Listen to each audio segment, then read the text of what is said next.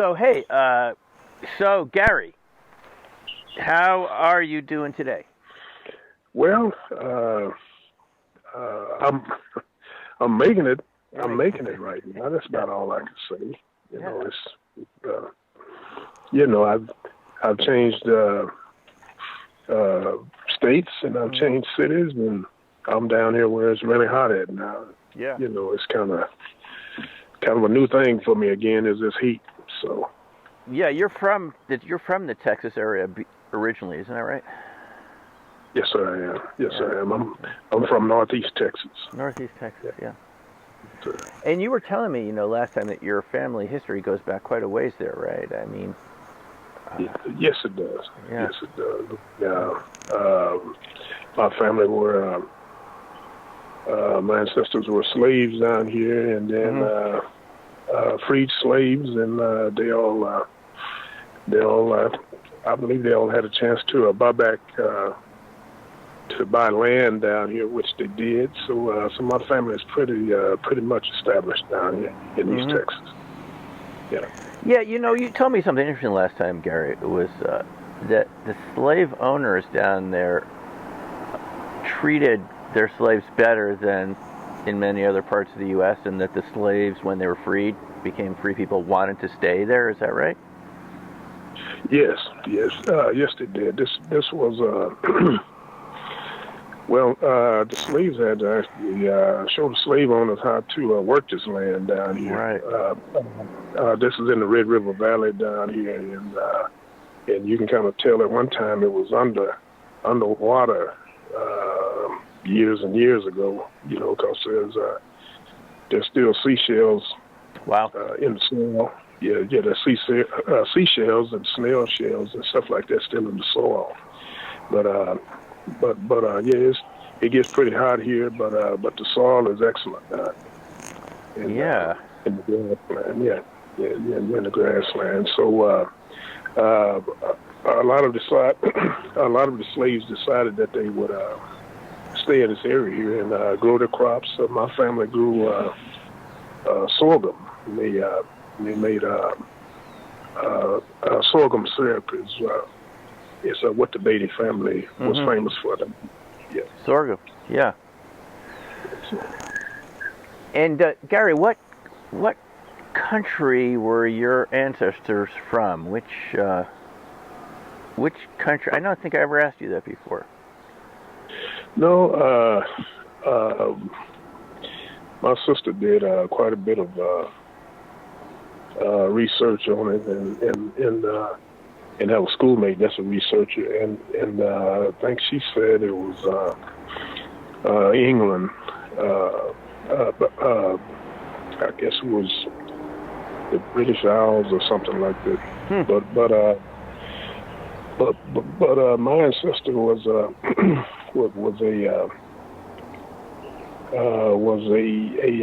slave owner out of North Carolina that actually moved here. Right. Yeah. He moved to Texas, and he bought a lot of land down here in Texas. So that's how he got established. And he was a Beatty, and that's my maiden family name. I got it. Wow. Yeah. And what about on your mom's side? I mean, his partner side. Oh yeah, he actually married one of his slaves, a mulatto lady who was my mother's great grandmother, great grandmother, and she was actually called Mary Beatty, and they had a lot of kids. I see. Yeah. Wow. Yeah. Yeah, well, we're going to have to explore that another time. That's a whole other subject. It's a complex subject and a deep subject. I'm glad you're back in a part of the country where you feel like it's family country again, like it's home. So that's a nice feeling. Oh, yeah. Yeah. Oh, yeah. Oh, yeah. Most of my family has passed away, so this is where I always wanted to live. You know, was down in the country. I wasn't country living, but you know what I'm saying, I got a chance to move back down here, and I'm sitting outside now. You can probably hear the birds. I can hear them. I can hear them. They sound pretty happy out there. Yeah. So Gary, we spend a lot of time. We did this video a couple of years ago in Aurora, Colorado, right outside of Denver, right? And you told me of this incident. I believe it was the summer of 1974. Is that right? 73 or 74? Yeah, it was 72, 73. 72, 73. What was going on? You know, listeners can listen to the entire video, but can you just take us back to that time period about what was going on in terms of intrusions of unexplained aerial objects into the Minot Air Force Base area, and what was going on at your launch control facility? You were a missile security guard. Yes, sir. Yeah. What was going on back then, and what happened? Well, I didn't know anything about North Dakota, Minot Air Force Base or anything, but I was sent there, and then once I cross-trained into missile security, which there was many alarms on each missile silo there, and when the missiles would go off, there was always, when the alarms would go off, there was always something, you know, strange going on. But the rumors there with that particular the air base where I was that there's a lot of things going on around the coal mines and stuff close to the base there. And I didn't, at that time, I wasn't asking a whole lot of questions, and I didn't understand what it was saying. But there was a lot of strange stuff going on that would cause the base to go into alert. But yeah, most of my fellow soldiers had been, had been seeing strange objects and around the launch facility there in Velva, North Dakota. Right. Yeah. So there was quite a few things happening at that time, but you know what I'm saying, not with me at the time until that incident. And you saw something, didn't you, before the incident by the missile silo, right? I think you mentioned that you were in the topside building where you had meals, and you all saw something outside the window. The cook saw something. It actually started out while me and an airman was on patrol. We were called SAT members at that time. I was the SAT leader. He was the SAT member, and his name was Airman Holt. And some alarms went off, and we responded to the alarms. And my job at the time was to keep radio contact with the launch facility and the base. We had something that was gigantic. I believe it was far away from us, but at the time it seemed like it was just right on us, and it blinded us. We couldn't see, and it was rising up, and we reported it in. We couldn't see, but we reported it to. Well, I was talking over the radio that was in the vehicle, and I was describing what was going on there, and that whatever this was, it was rising up, and then it just took off. It just disappeared into the night. Mm-hmm. And we were called in by the launch facility manager and the base, and they sent a replacement team out and had us come in. And when we did come in, I'm sorry about that. When we did come into the launch facility, everybody was standing at the window. The cooks, all of the SAT personnel that was there.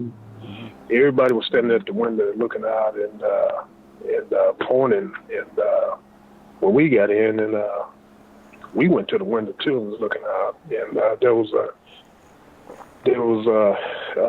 looked like a formation of objects going across the sky, going across the night sky, and real slow at the time.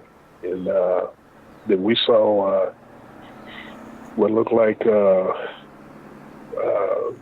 some different objects, which we found out later was our planes being scrambled from Minot Air Force Base. It was all type of alarms going off in the area, and they wasn't even close to the items. These items just went all the way across the sky and then just took off. Just disappeared. Yeah. Did you find out whether the missiles were affected by the objects? The one you saw was pretty close to the missile silo. The blinding object, it was pretty close, or? I don't believe it was that close. It wasn't that close. No, I don't believe it was that close. But the lights, if you want to call them that, the brightness of this object seemed like it was just right on us, and I got blistered on my face, my arms, and legs. So did Airman Hope on his face. But you got blisters on your legs, all the way down to your legs. Yeah, my right side. On the right side, and you were inside the truck, right? The SAT truck, security. No, I was actually standing outside the SAT. You were standing outside, and was Airman Holt also outside? Yes, he was then. And he was attempting to check every alarm that goes off. We have many alarms on those silos. Right. Yeah. And you both sustained burns? Yes, blisters, burns. Right. Yeah. And then you're called in, as you explained in our interview. You were called in to undergo hypnosis. Is that right? We were called in. I think it was the very next day. The very next day, we were called in. We had to go back to the base, and at that time, I didn't know we were going to be hypnotized. I wasn't hypnotized. I had a cold, and I had the sniffles. I had the sniffles real bad, and the officer that was there, doctor, told had me get up and leave several times. Then he said he's going to reschedule me. Right. You had the cold, and the hypnosis didn't work. Is that right? No, it didn't work. Didn't work for me. I was sneezing and sniffling, and that seemed to upset him. So he sent me out several times. And did they explain to you what you had seen? Because you're responding to an alarm, right? And as you told me in the previous interview, like, a lot of things could set those alarms off. It could have been a jackrabbit or wind, or some other type of creature. Oh yeah. So you didn't know what you were going to encounter. The alarm goes off, and your job is to go out and check out the missile in the silo to make sure that everything is intact, right? And you That's correct. And you encounter this blinding object that takes off right when you arrive. Is that right? Yes, Airman Holt only had enough time to go in and enter the facility, and I was reporting everything that he saw. You know, I mean, that was my job, was to on the radio, right? And yes. I'm sorry. Go ahead. No. What did they tell you were looking at? That's what I've always been curious about. What did they say, either on the radio or the next day? What did they say? They called you Airman. Is it Airman Sterling, or how'd they refer to you? I was Airman Sterling, even though I'd already taken my my sergeant test. So I don't remember if they said Airman Sterling or just Sterling. Sterling. What did they tell you were looking at? What did well, you know, at that time they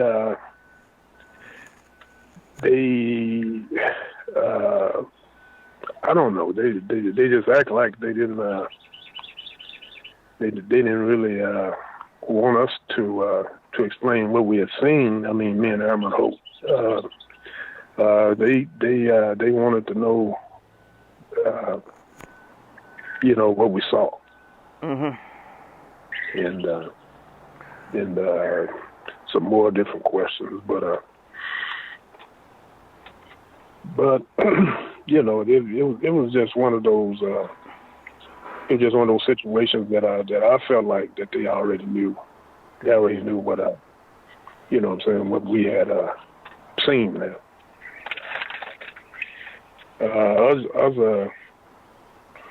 Other soldiers had already told me that they had been seeing strange stuff out there. Strange stuff. Were you told not to talk about it? Oh yeah. We were told together. Yeah. That do not talk to anybody about it. Not even family members, and certainly not the media. They had a blackout on any kind of media. Because it was so widespread that night, I guess, that all the alarms and stuff were going off at the base, which was 44 miles away. Yeah. Minot Air Force Base was 44 miles away from right. Velva. Yeah. Yeah. And so, Gary, one thing that I learned since we talked in our original interview is you didn't mention it before, but it's very important, is that you've, and correct me if I'm wrong, you've had health effects ever since that sighting and encounter. Mm-hmm. Yes, one of my major problems started right after that, and has continued even till today, is that I started having severe kidney problems. And after I was out of the military, my right kidney on my right side started to really bother me and start to malfunction. And I was going back and forth to the hospital. It seems like twice a week, every other week. They would take me to the VA there in Amarillo, Texas. Mm-hmm. And they just couldn't figure it out, and I was told that it was a disease called, in German, streaks of stones, that it had to be a stone, and I was having kidney stone disease. But when they finally did the real deep checking of this kidney here, they found out that I had a growth, a huge growth on my kidney that actually looked like it was kind of bluish. They showed me to it. They showed me what it looked like in color. 3 doctors did. It was a huge growth, and it looked like it had big veins running from it into my kidney. and I've had kidney problems ever since. They said they were going to watch it. They didn't know if it was cancerous or not, but they said they were going to watch it and test me every 5 years to make sure that it didn't turn cancerous or something like that. So every time it would malfunction on me, they just put me in the hospital, and I would stay long enough for my kidneys to start back, I guess, filtering again. And I moved to Denver, Colorado, and I wasn't up there 2 weeks, and I had another. They had to put me in the hospital up there in Denver, Colorado, for the same thing. So now my doctor in Denver, right before I moved down here, explained to me that I have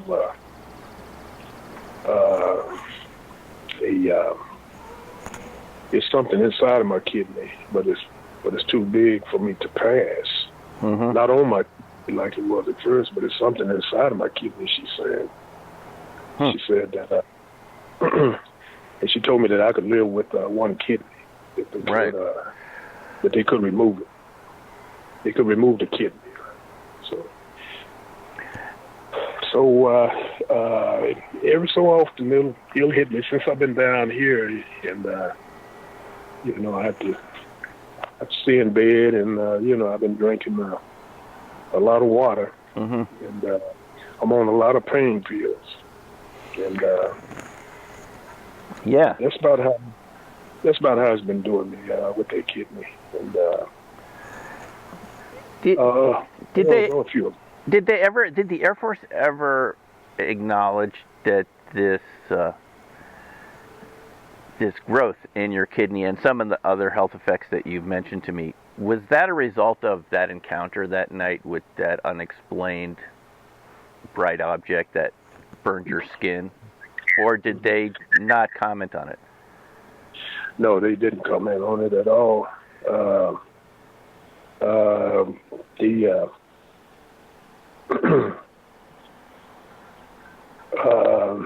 Air Force, never acknowledged it. For a fact, they never gave me a discharge physical. I never received one. I was scheduled for one, and then it never did happen. You didn't even get a physical, but you were given a cream for the burns, right? Well, I was given it was kind of like ointment, kind of like, but that worked. That worked after a while there. Since then, they still provide me with skin cream. They still provide you with skin cream to this day. Is that right? Wow. Yeah. I've had eczema. I see. Flare up and go down, and flare up and go down. So they've given me 2 different types of cream to put all over my body, and keep using that when I start getting flare-ups. So. Was Airman Holt also burned? Because you mentioned that even some of the items inside the truck were discolored. Yeah, that's what my fellow soldiers were talking about. That it faded out the inside of the truck. Airman Holt. After a couple of days, I never saw Airman Holt again. You never saw him again? No, I never saw him again. I don't know what happened to Airman Holt. But Airman Holt was in my flight, and all I remember about him and I, we was real good friends. He was from New York. He was from the Bronx, New York. Is all I remember. Did you ever have a chance to talk with him about what you guys had seen out there, or was there not enough time? There wasn't too much time. There wasn't a whole lot of time, for us to really just sit down and talk. I mean, in depth about it. But like I said, Emmett Holt used to come to my house and visit me and my family, so we were pretty good friends. Oh, you were good friends. I see it. I didn't know. And then you just never hear from him again. I never heard from him again. Were you told not to talk to him about it, or do you think he was told that, or? I think he was probably. He's probably told. I mean, where'd he go? I mean, yeah. He was stationed there at Minot Air Force Base. Yeah. And all of a sudden he's gone. And of course, that seemed mighty strange to me. Yeah. So yeah, there's a lot of unexplainable things that happened there, but I just kind of took it in as something that was going on up there, and it was an everyday thing up there, I thought.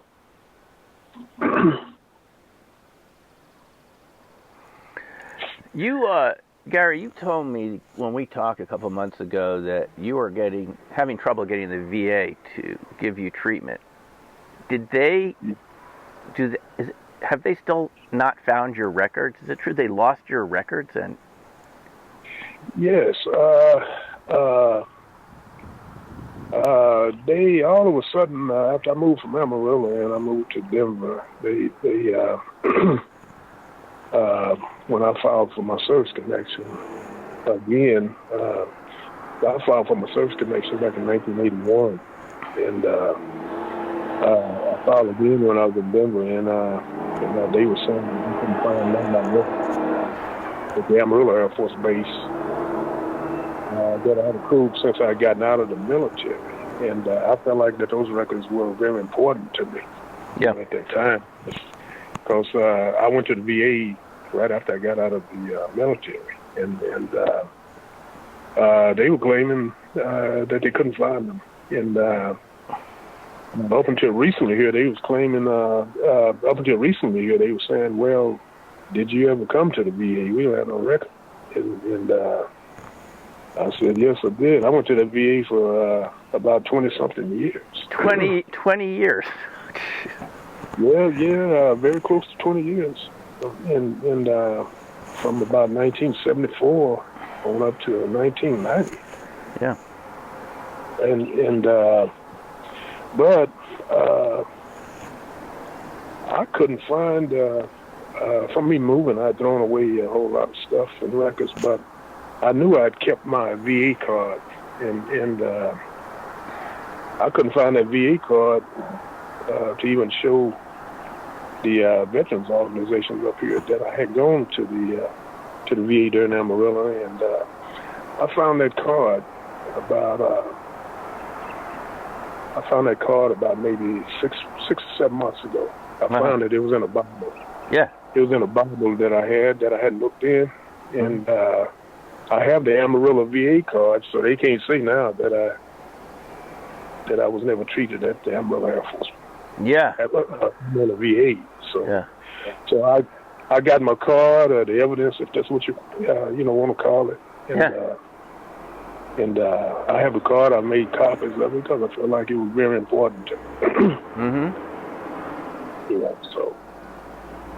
So yeah, they were claiming that they couldn't find my records, and then they started claiming that I never came there for treatment. Wow. So. And you contacted your congressman about that, didn't you, or one of your state senators? Is that right? Yes, sir. Down here in Texas, Senator Corwin. Once I saw that they had put me into the Texas Veterans Commission under them, mm-hmm. I looked up Senator Corwin, and he was vet friendly. It said so. So I wrote his office a letter complaining about my lack of treatment, how long it has taken me for my service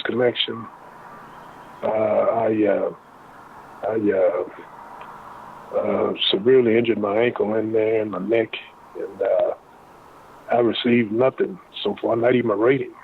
Mm-hmm. So since I've been here in Texas now, they finally decided to send me to a doctor to check my ankle that I'd injured when I was in the military. I still haven't heard anything on that, but yeah, I had to call. I had to contact Senator Corwin, and he responded on one thing, but not on the service connection. Mm-hmm. Wow. Yeah. Wow. Well, Gary, I really appreciate you taking the time to share all this again. And if well, you know, Dr. Hine, I thank you for hearing my little story. I didn't think it was that significant once I got out of the military. I knew that nobody wanted to hear what I had to say about that anyway, you know. But I thank you for being so patient with me. There's a whole lot of things that I probably forgotten a little bit there, but I thank you for just being who you are, Dr. Hine. I really do. Oh, well, thanks, Gary. I mean, you know, there are a lot of folks like you that experience this. And I don't know if you've been following the news. Recently, it's been coming out from servicemen in the Navy Yes. who've experienced unexplained aerial objects out at sea on the Nimitz or the USS Roosevelt. And so that's been making the news, and they sort of had the same treatment you did, basically, which is that you can't talk about it, and it never happened. And it's the end of the story, and some of them have sometimes these unexplained effects later on, and it's something that we have to deal with to find out what is going on and what is being covered up. And I just you're a part of that, Gary. You're part of that history, and we don't know what you saw out there, but other people have seen similar things, and in many cases we heard that the missiles were taken offline. Even at your Air Force base at Minot, it happened. I don't know if it happened. You didn't hear that it happened that time with your incident, did you? Because we know it happened in the 60s. A couple of years ago. I didn't. They actually kind of shielded me from any operations that was going on after there. Yeah, so you know, I was kind of isolated. I see. Yeah, you weren't told about that. No. Well, I wouldn't. Yeah. It is a big part of our national mystery here. It's a mystery, Gary, and I want to thank you again for talking to me about it over the years, because we just don't know how many other people were out there doing their jobs like you were, doing missile security or whatever they were doing at those. Is it a Strategic Air Command base? Am I correct or not? Yes, it is. Yes, Strategic Air Command base, and had these experiences. So, if there's anything I can do for you, you know, feel free to let me know, right? And well, you know I will. You know I will, and like I said, you know, you just stay on it, Dr. Hine. You stay on it, and God bless you and your family, and you take care, sir. You too. And you're okay with me posting this again on YouTube, just to make sure? Yes, sir. I'm always open. If I can answer any more questions, all right. If there's anything that you want to know, feel free to call me, and you know what I'm saying. You got me. All right. All right, guys. All right. Thanks for taking the time today, and we'll talk to you again soon. And you take care, all right? All right, Dr. Hine. Okay. Thank you. Yep. Bye-bye. Bye.